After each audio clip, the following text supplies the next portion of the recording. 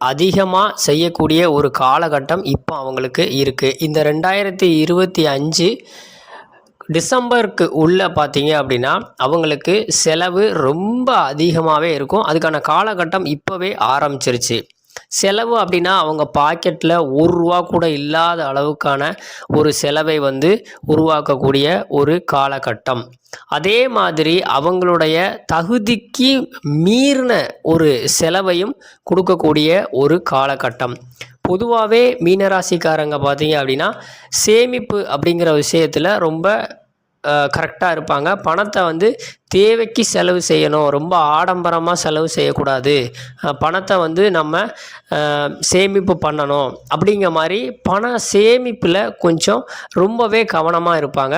ஆனால் இப்போ வரக்கூடிய இந்த காலகட்டத்தில் அவங்களோட சேமிப்பையும் மீறி அவங்களுடைய அந்த பண வரவையும் மீறி